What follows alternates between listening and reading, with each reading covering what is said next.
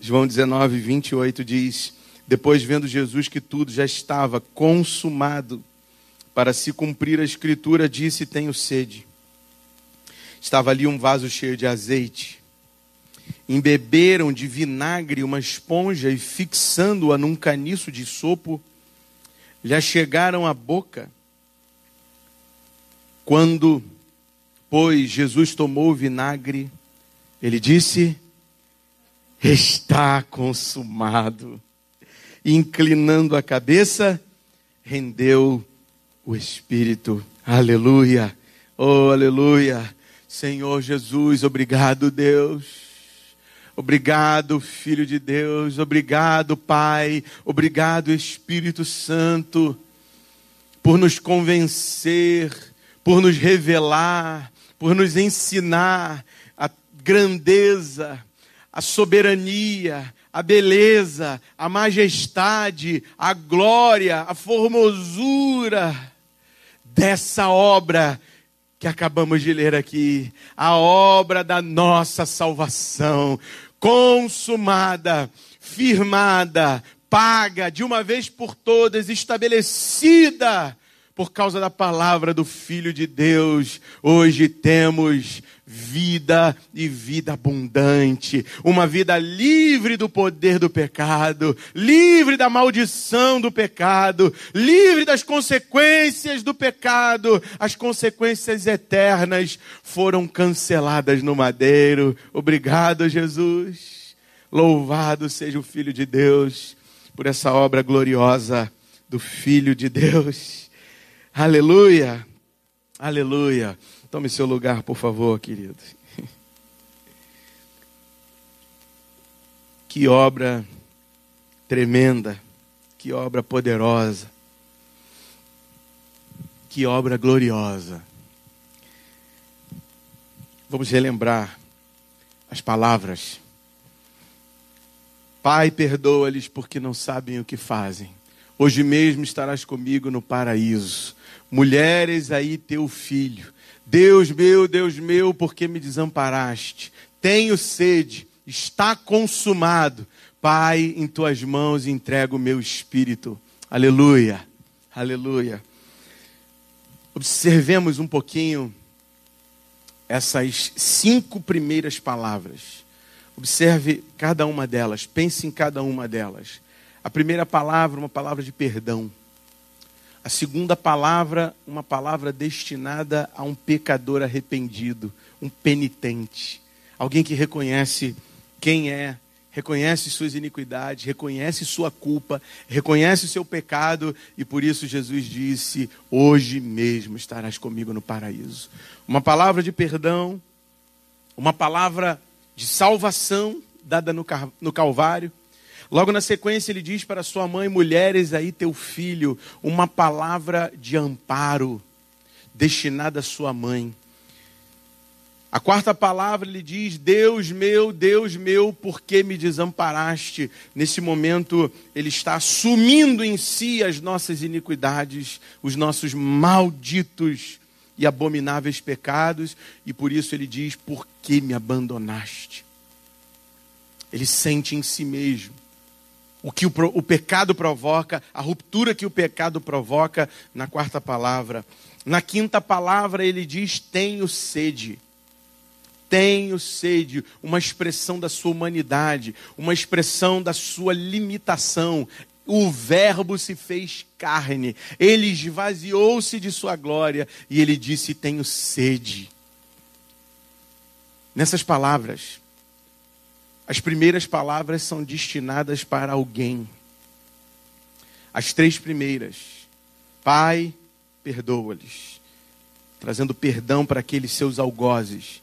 A segunda palavra, ele diz: hoje mesmo, liberando salvação sobre o pecador arrependido. A terceira palavra, ele libera amparo para sua mãe: mulheres, aí teu filho. Na quarta palavra, ele volta-se para seu próprio ser. Ele percebe em si mesmo a ruptura que o pecado provoca e ele grita num momento em que toda a terra escurece, o sol fugiu e densas trevas, densa escuridão tomou o ambiente. E essa palavra aqui, está consumado, foi dita no meio dessas trevas. Foi declarada, foi proferida no meio dessa escuridão. Mas antes disso ele diz, tenho sede. Um mover, um vigor entrou no seu corpo, porque àquela altura, ele que já estava aproximadamente 3 ou 4 horas ali no Calvário, fora as anteriores horas de angústia, desde o Getsêmani, quando ele já estava começando um processo de desidratação. Surras, sangue derramado, muito sangue derramado. E ali naquela quinta palavra, ele diz, tenho sede. Um grito que sai da sua garganta seca, quase que uma expressão da sede dos homens, uma demonstração clara de que aquilo foi muito além de uma sede física, uma sede espiritual, uma sede interior, uma sede na alma, uma sede no mais íntimo do seu ser. Sede essa que não foi saciada de maneira alguma, porque eles deram vinagre.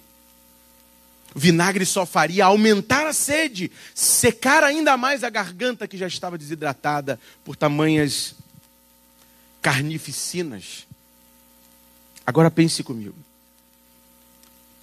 3 palavras dirigidas para outros, destinada a outros.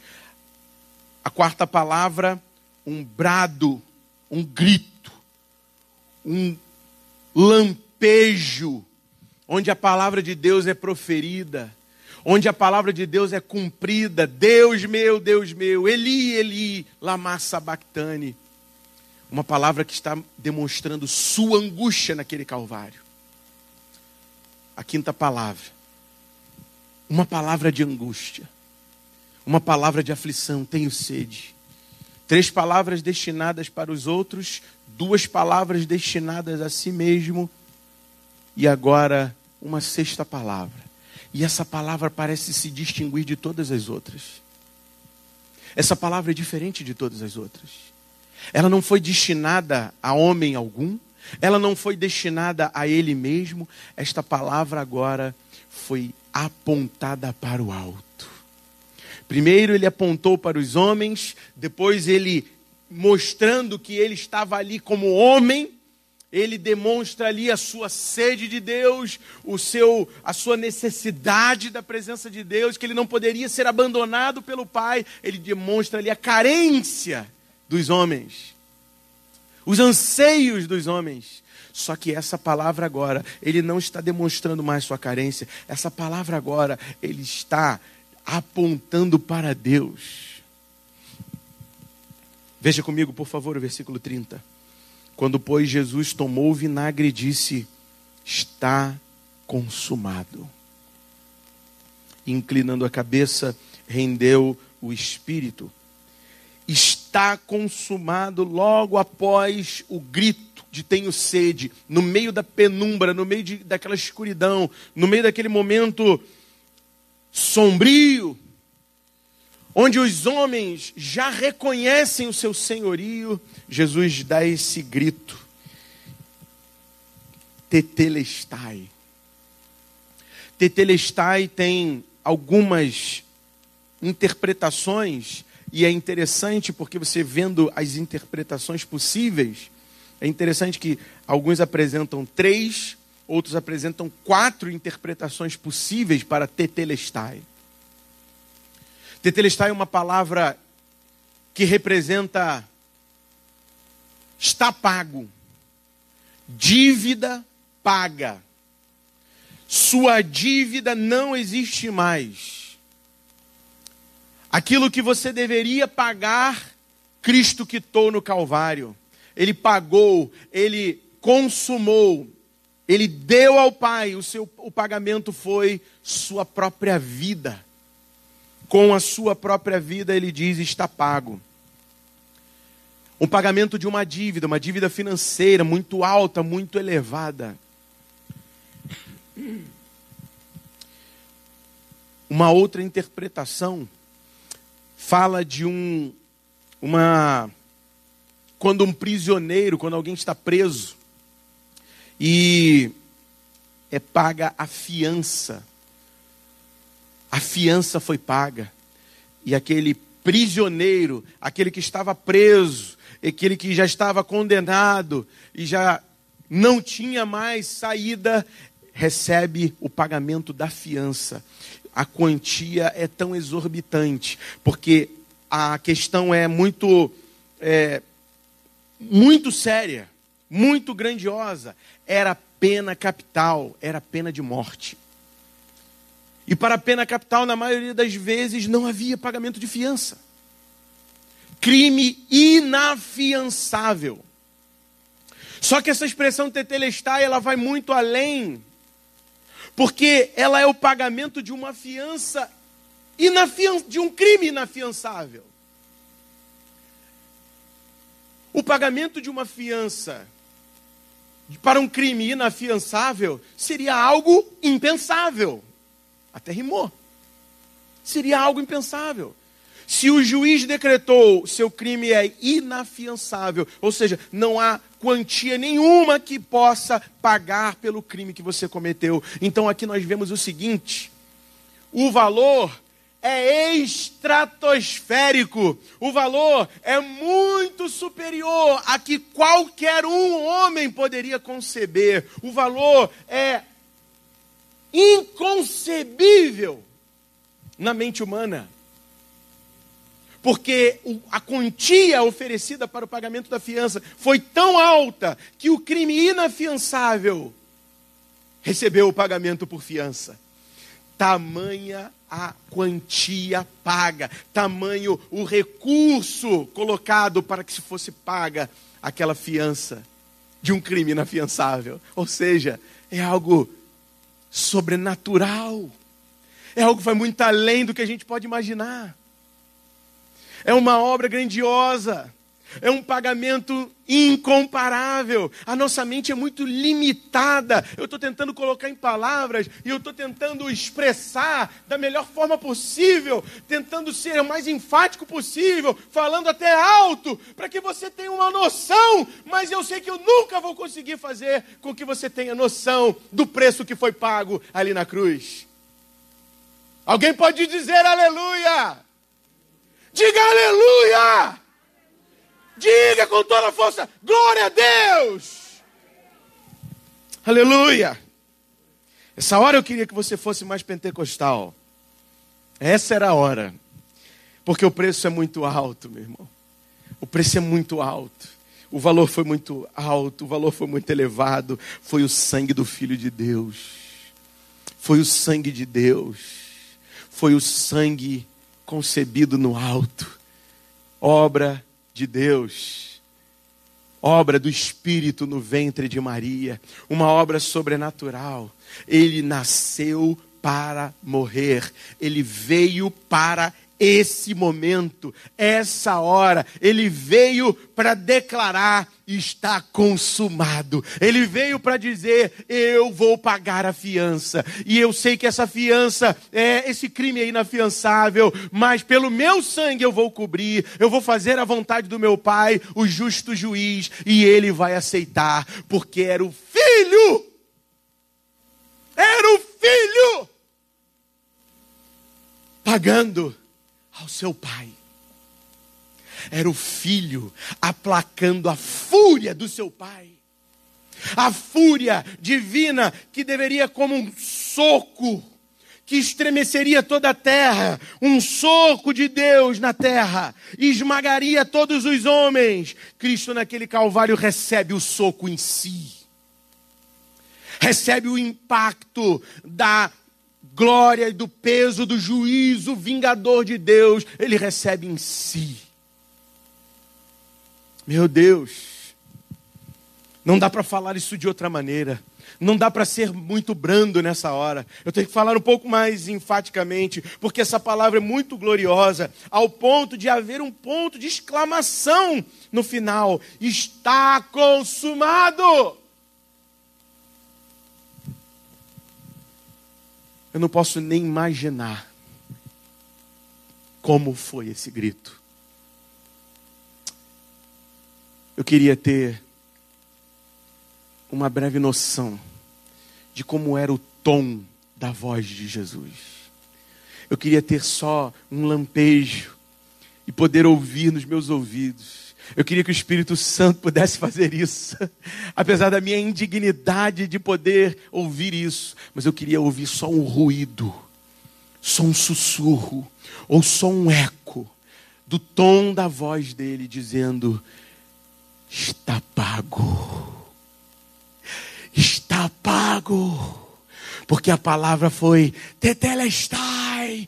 E todos ali entenderam. E quem estava ali ao redor entendeu. E Maria entendeu. João entendeu. Maria Madalena entendeu. Salomé entendeu. A sua tia chamada Maria também entendeu. Todos que estavam ali vendo aquilo que estava acontecendo ali, todos entenderam. Ele gritou: está pago. Foi pago.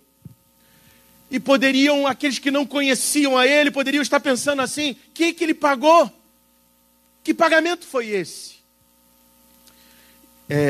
Expressão financeira, expressão jurídica, porque pagamento de uma fiança é uma expressão jurídica, e uma terceira expressão, e é terceira entre muitas possibilidades de interpretação dessa palavra. Uma terceira interpretação seria como que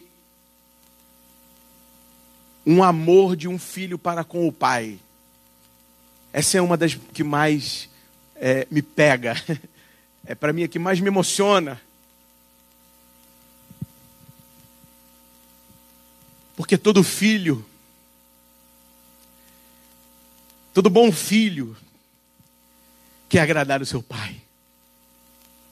Todo bom filho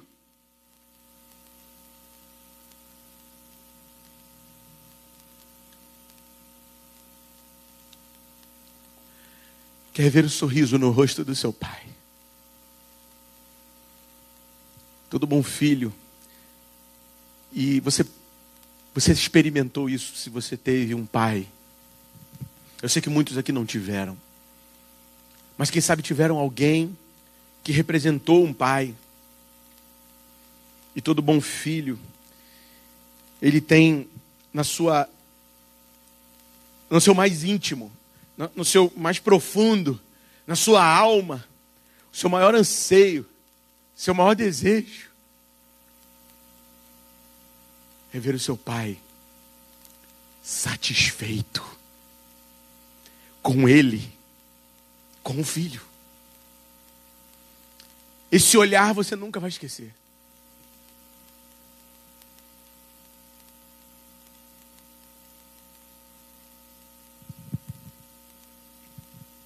Seu pai olhar no seu olho e dizer: meu filho, perfeito, perfeito, está ótimo, magnífico.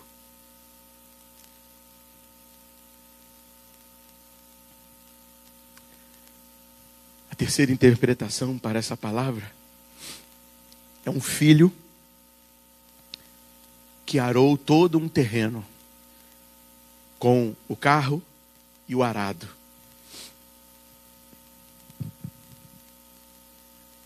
Abriu a terra, rasgou o solo, trabalhou duramente de sol a sol. Manualmente, suas mãos ficaram calejadas, seus pés calejados, sua pele castigada pelo sol. Seu corpo completamente dolorido por tamanha intensidade de trabalho. E o seu pai está em casa, olhando o trabalho do seu filho, olhando o trabalho que o pai mesmo o delegou, que o pai mesmo impôs a ele. Faça a obra. Essa é a minha obra. Execute a obra. Encerre. Vá até o final. Conclua. Faça exatamente o que eu mandei você fazer. Faça tudo conforme eu ordenei você fazer. E o filho coloca a mão no arado, rasga o solo, lança as sementes, trabalha arduamente.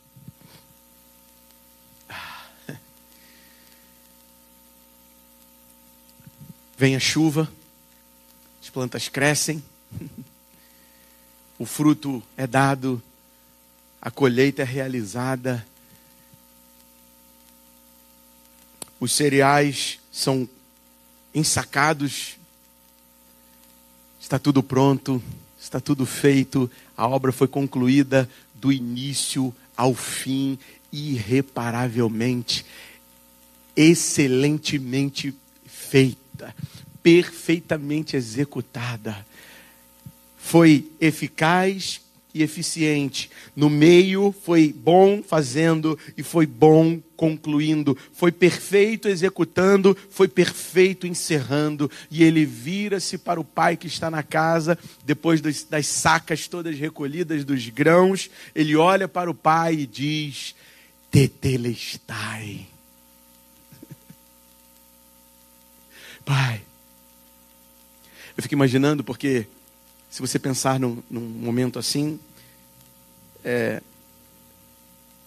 esse jovem devia estar com uma espécie de um chapéu ou algum pano sobre a cabeça, cobrindo do sol, para que o sol não o castigasse tanto. Ele tira aquele chapéu, olha nos olhos do pai e diz: está pronto, está concluído, o trabalho foi executado, do início ao fim, perfeito, do início ao fim, sem falhas, irrepreensivelmente, sem repreensão, absolutamente feito perfeitamente. Tetelestai, é essa a palavra. No Calvário, é essa a imagem. Dentre essas três, essa para mim sempre foi a mais bela de todas. Todas elas são maravilhosas, mas essa para mim é sempre a mais bela. Até porque a palavra que vem na sequência, que João aqui não relatou, mas nós vamos ver e ler essa palavra e meditar na sétima e última palavra, ele encerra, apontando de novo para o céu e dizendo: Pai, em tuas mãos entrego o meu espírito. Por isso que essa forma de expressar esse momento, essa forma de um pai e um filho, esse relacionamento, um filho cumprindo tudo, fazendo tudo, sendo perfeito, sendo excelente, fazendo tudo excelentemente bem, concluindo tudo, isso para mim é a mais bela expressão para o que está escrito aqui. Está consumado. O que foi consumado aqui é tão glorioso, é tão grandioso. E nós vamos meditar, eu não sei quantas vezes nós vamos falar sobre isso, mas estamos chegando lá. Estamos chegando na sétima e última palavra. Essa é a sexta. Estamos chegando lá. Mas eu quero parar por aqui. Eu quero buscar um pouco a Deus contigo. Eu vou pedir a um irmão que, por favor, se posicione aqui para encerrar. Diácono Daniel, por favor. Eu gostaria que você ficasse de pé.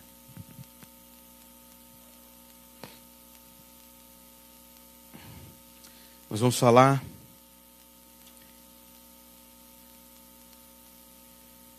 vou adiantar para você alguns pontos aqui. Nós vamos falar sobre o efeito dessa consumação. que foi consumado foi um substituto, a consumação de uma obra vicária, foi consumada a salvação do perdido, foi consumada a destruição das obras do diabo, isso é maravilhoso, foi consumada a vida abundante. Vida abundante significa uma vida que não acaba aqui.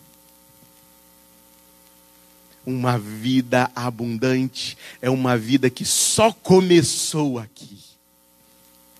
Se só começou aqui, significa que nesses dias tão confusos, tão difíceis, nós podemos começar a desfrutar dos dons de Deus sobre nós,